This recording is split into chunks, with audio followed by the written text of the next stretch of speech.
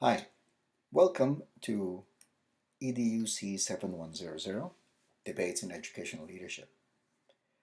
For now, we're going to start looking at the final section of our course, and we're going to take a look at Disruptive Innovation. The final section of our course looks at leadership in 21st century contexts. If you remember, I keep on using the galleon as a metaphor. This time around, the galleon is swirling in a sea of uncertainty because the 21st century is actually a century described as a century of uncertainty. So, what are we going to revisit and learn in today's conversation? We're going to remember that section 1 looked at leaders versus managers. Section 2 looked at leadership and impact on school outcomes. Whereas section 3, which begins with this conversation, is looking at leadership in the uncertain 21st century. And there are three takeaways that I hope you can remember after this conversation and after looking at this video. First is mindset, second is collective capacity, and third is innovation. This quotation from Fullan is actually very important because it talks about how learning is actually not through workshops or courses, but actually through day-to-day development, through culture. So what we really talk about is how leaders prepare themselves for 21st century challenges. And in doing that, what Fullan is saying is that workshops and courses is really not enough. It's actually looking at what happens in the day-to-day activities within the context of a leader. And that's very important. A book that is influential when we take a look at leadership is this one, written by Andy Hargreaves and Dennis Shirley, The Global Fourth Way, The Quest for Educational Excellence. They talk about four waves of global developments in relation to educational excellence. The first way is when innovation and change happened, and this really granted professionals autonomy in what they do. This happened in the late 70s, 80s. This was the rage then, to provide professionals autonomy, to be able to decide for themselves what was the best in terms of achieving educational excellence. The second way was the second way of the global quest for educational excellence was the introduction of standardization and marketization. States did not trust the teaching profession, so they decided to standardize and to marketize. Some people have described this as neoliberalism, and I completely agree with that description. Australia and New Zealand played really big roles in this. This is when the states embraced new public administration models and actually really embraced neoliberalism. This happened late 80s, it was a rage in the 90s, and until now we can see strong traces of neoliberalism in the education arena. The third way is a compromise between the first and the second, and this is really the explosion of data to monitor, support for training, and the profession. So the idea of big data becomes the buzzword in the third way. This actually happened in the year 2000, and until now we are seeing how data is used to monitor support for training and the profession. The explosion of PISA, the explosion of university rankings are manifestations of this third way, when data, information is used as a gauge, as a yardstick for educational excellence. Now, the fourth way, according to Hargreaves and Shirley, is when government, the public, and the profession work together in the quest for improving learning and teaching. And when they make this argument, they actually identify some examples that we will be touching upon in this conversation. My personal research agenda is really a comparative type of research. This is really my area. So I've looked at the Philippines, where I come from, the United Kingdom, where I played a role as one of the champions of an exchange program with the United Kingdom, and Singapore. And now, of course, I'm in Australia. So these are the areas that I look at in relation to leadership in education, in relation to education reform. And one of the remarkable stories when we take a look at these countries is the story of Singapore. and we'll talk about this later on. It's related to this book by Clayton Christensen, which is referred to as the Innovator's Dilemma: What New Technologies Cause Great Firms When New Technologies Cause Great Firms to Fail. I make a claim that embracing the ideas of the Innovator's Dilemma, what Singapore has done is actually practiced disruptive innovation to come from a developing country less than 50 years ago to a highly developed country, one of the most advanced in terms of educational excellence. They have been tops in PISA for the last 10 years or so, and then in the last iteration of PISA, they were tops in English, maths, and science. They are an example of practicing disruptive innovation. Let's take a look at Australia, the nation that I'm actually living in now and that all of us are trying to understand. The state of Australian education reforms. Australia will only slip further behind as a nation unless we act and act now. In the 21st century, this is something that is very urgent and it requires leaders to take an active role. In the Global Fourth Way, that book that I talked to you earlier about, to be high achieving educators in a school system needs the right kind of purpose that inspires, strengthens professionalism that propels, and a cultural and structural coherence that holds them together. The Global Fourth Way talks about educational reform and excellence, but there's a lot of explicit and implicit reference to school leaders. This particular slide tells us that in order for systems to become successful, they need to have cultural and structural coherence. This slide that you see here, the Gonski Review, the famous Gonski Review that started in the late 2000s and which has become mired in political debates and mudslinging between the parties in Australia, is an example of how what happens to initiatives in education reform is hijacked by politics. And it basically is a manifestation that there is a need for cultural and structural coherence in Australia for it to become a high achieving system. It is already a good system, but the question is Australia a great education system? 1 in 5 of our 15-year-olds are achieving a mid-primary school level in literacy and numeracy. Virtually none of them will catch up. This is, again, one of the findings from the Gonski Review.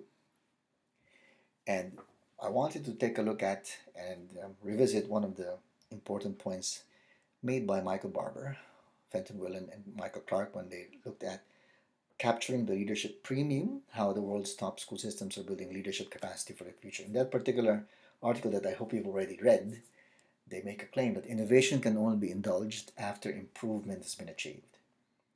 This slide here, this 1 in 5 statistic, this sobering statistic, tells us that improvement has not been achieved yet because we have sectors of society that are continually disadvantaged. In fact, this is one of the issues that I think slows down the march of Australia from a good system to a great system. The continuing educational divide that we see.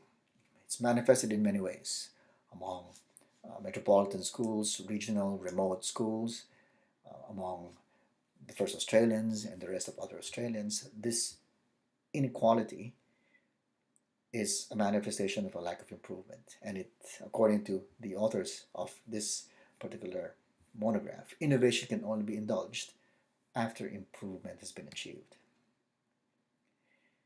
This picture here is very interesting because it talks about the National Innovation and Science Agenda. This is the most recent initiative from the Australian government. This is 2017. And they're talking about the idea that there's never been a more exciting time to be Australian. But as a researcher of educational leadership and reform, I want to critically interrogate this idea because I think there's a confusion somewhere here. Improvement is defined as doing something better, according to Hargreaves and Dennis Shirley in the Global Fourth Way, but innovation is doing something new, which essentially means next practice and not just mere best practice. If we remember the slide previously which says innovation cannot be undertaken if improvement has not been achieved, I question whether it's actually appropriate for Australian education system or for any education system for that matter to say that we're going to go to the stage of innovation, which is next practice and not merely best practice, if improvement has not been achieved yet. Now, the 21st century context has seen the evolution of the phone to a smartphone, from the simple car developed sometime in the Industrial Revolution to flashy cars that some of them are even self-driven, to the PC. I don't know if any one of you has seen this before, but I've actually seen this in my lifetime, to high-powered tablets that we see today. So it basically tells us that when we take a look at the future, Peter Bernstein says we simply do not know what the future holds. So what will schools in the future look like? This is 21st century challenges. How will technology affect education? This is another area that I look at. I look at technology and its impact on education reform. Now, Dennis Hargreaves talks about paving the fourth way, the Singapore stories. As I mentioned to you before, so they're saying that when you take a look at the fourth way, there are some examples of it happening in different parts of the world, and Singapore has been identified as one of them. Hargreaves wrote this monograph saying paving the fourth way and talking about the Singapore story. When we take a look at 24th century leadership, the question that I wanted us to really reflect on is these two. Is our school system moving from poor to fair? In other words, do we have lower skill educators? Is there tight central control over teaching and learning in order to minimize variation? In systems that are poor and fair, school systems, what happens is that the bureaucracy has tight central control because they don't trust their teachers. Their educators are low skilled. In school systems moving from good to great, there is this idea that educators have higher skills, and there are loose central guidelines which encourage peer-led creativity and innovation, which is the core driver for raising performance. Which type of system are you a part of? Most of you are invariably from the Queensland education system. Perhaps some are from other systems. We can take a look at the Australian education system. Which type of system are we a part of? Are we poor to fair? Are we good to great? Are we poor, fair, good, great? Now, this other quotation from Morshed, Chijok, and Barber, how the world's most improved school systems keep getting better. It's actually good to look at because they're looking at the idea of unleashing greatness. And again, essentially what they're saying is that innovation needs to be unleashed in order for systems to move from good to great. Now, in order for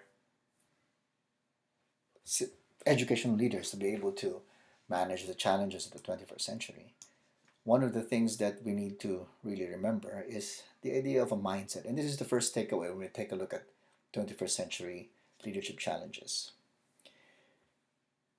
There is what we call a fixed mindset, where individuals look at their mistakes as personal flaws, and what happens is that leaders get stuck.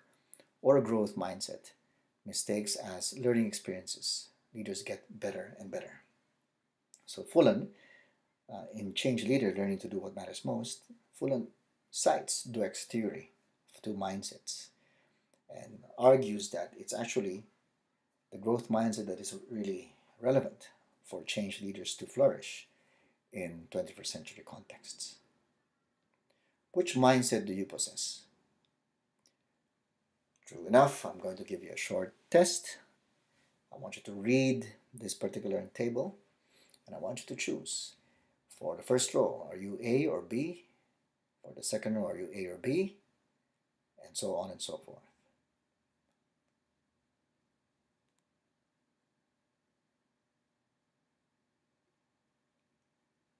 You can pause this slide if you want to, but let me move on to a resolution. So are you a fixed or a growth mindset type of person. So if you take a look at this book from Carol Dweck, and I suggest that if you have a chance to read it, what she discovers is that people who, if your answers were more A, then you manifest characteristics of what they refer to as a fixed mindset. And if your answers are more B, then you are really more a growth mindset. Of course, this can be a combination of A and B, but if you have more answers that are in the B category, then according to Carl Dweck, you actually embrace notions of a growth mindset. Which mindset do you possess? So that's the first takeaway. For 21st century leadership, mindset is key. The other thing that is very important is the idea of collective capacity. And one of the best ways to understand collective capacity is to take a look at what constitutes collective capacity. And it is constituted by learning communities.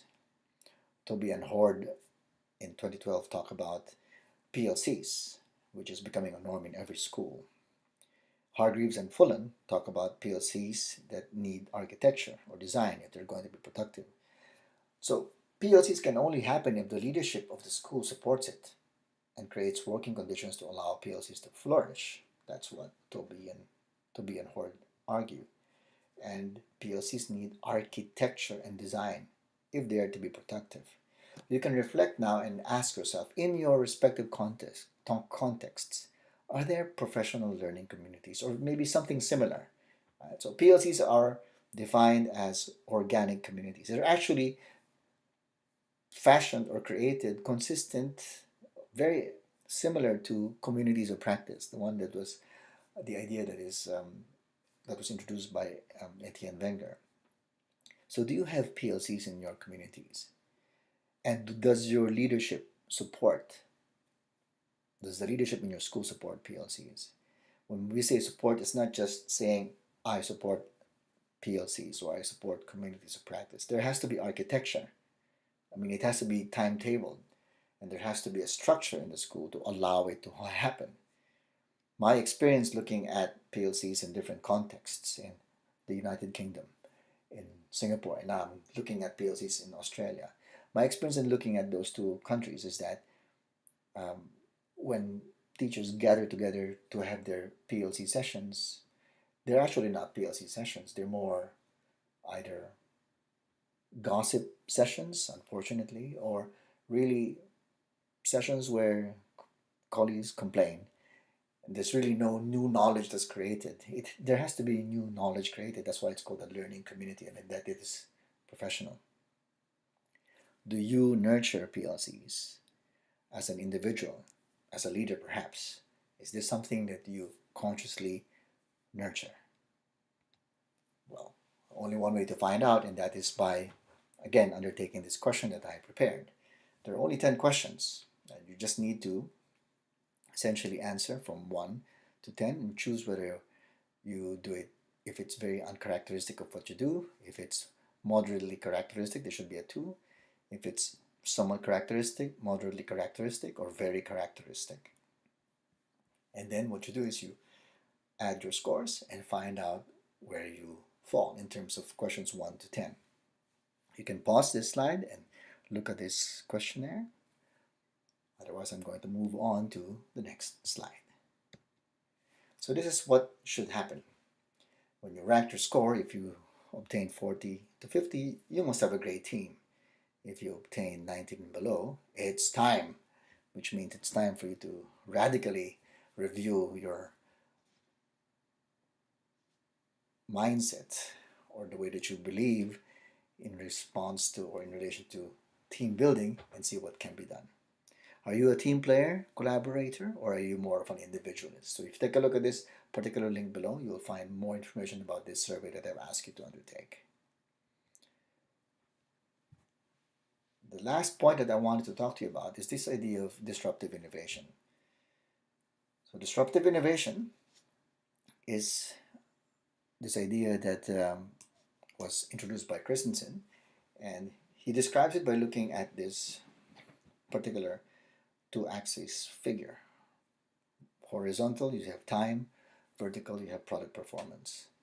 So you have this image of a huge computer, expensive, high-tech device during its time. High-end, not too many people could afford it. In fact, very, very few individuals or corporations can afford it. So in time, this high-end product improves, becomes much more expensive, it becomes more highly specialized, and that's the trajectory that it pursues. Product performance goes this way through the passage of time. At the same time, there are some low-end configurations that exist, ways to try to take a look at the complex computer and represent it in simpler, low-end fashion, right? And usually the trajectory that it follows is it's not as high-end or as powerful as this one. It follows this line that is way below the product performance of high-end products. But then when disruptive technology happens, something interesting transpires. The disruptive technology basically re-engineers existing high-end product performance in the name of innovation. And what happens is that the continuing innovation of high-end products is actually overtaken by low-end products. Right? The smartphone that we see now has the same or maybe even greater capacity than the big computers that were fashionable 30, 40 years ago. And the price of this handphone now, this smartphone now, is really a fraction if you compare it to the price of this computer during its time. So Christensen talks about several examples of disruptive innovation. The floppy disk, the storage devices. So it came with a lot of fanfare, but then it was replaced by cheaper alternatives. So it had the same product performance of higher end products, but then the introduction of cheaper versions of it through disruptive technology and continuing innovation overtook the high-end product and eventually pushed them out of the market. So disruptive innovation is a business term that has been also embraced when you talk about learning and when you talk about education systems. One of the claims that I make is that when we take a look at how we can make a difference in education, we could actually take a look at this idea of collective capacity. Groups get better, school cultures, government cultures, they become better. The big collective capacity, and the one that ultimately counts, is when they get better conjointly, collective collaborative capacity. Right, so I'm making the claim that 21st century leadership plus the ability to manage change plus harnessing learning communities is equal to what I call innovation. An innovation that allows real change, new practice to emerge. And I wanted to just bring into the picture Great by Choice, this book by Jim Collins and Morten Hansen, where they talk about innovation must be initiated before improvement peaks. The great task is to combine creative intensity with relentless discipline so as to amplify the creativity rather than destroy it. So improvement is the basis for innovation to happen. That was one of the ideas of the Global Fourth Way. But Morton and Collins say that, hang on, before improvement actually peaks, innovation must be initiated. Interesting for us to actually carefully think about and review. Are you an innovator? So I will be flashing these slides, and I advise that you give yourself about 30 seconds to answer each question. What is a fruit in the following sentence?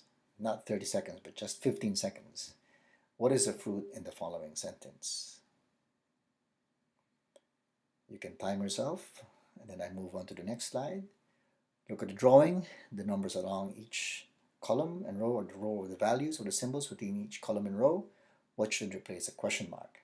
For this one, you could give yourself about 30 seconds as you answer this on your own. The third question, what is the word coiled in this circle? This one I should only give myself about 10 seconds. Second to the last question. Each number follows a certain rule. Figure out the rule and fill in the missing number. For this one, I'll give myself about maybe 20 seconds, or maybe even 30 seconds if you want to give yourself more time. I move on to the next slide. Which of the designs best completes the following sequence? Is it A? Is it B? Is it C? Or is it D? Here I give you should give yourself about 15 seconds. So are you an innovator? So these are the answers, right? So if you're like most innovators, you will be thinking outside the box, you recognize patterns, apply one pattern to the other, restructure information to form logical associations, apply deductive reasoning, read between the lines. These are the answers to these questions. How can we foster true innovations in our schools? I think that the exercise of reflective practice, something that I keep on asking you to do after each of our webinar, after each of our lecture, is absolutely important. Because to be a critical reflective practitioner means you are continually learning. But it's not enough to be a critical reflective practitioner on your own. You need to collaborate with others. You need to be part of a team. So you need to have critical friends. Critical friends who will ask you provocative questions, provide data to be examined through another lens, and to offer critique of your work as a friend, with the idea that you become successful in your endeavor. So that ends our conversation today. The next lecture we'll talk about more deeply, we'll look into the uncertainty that is characteristic of 21st century education contexts. Thank you.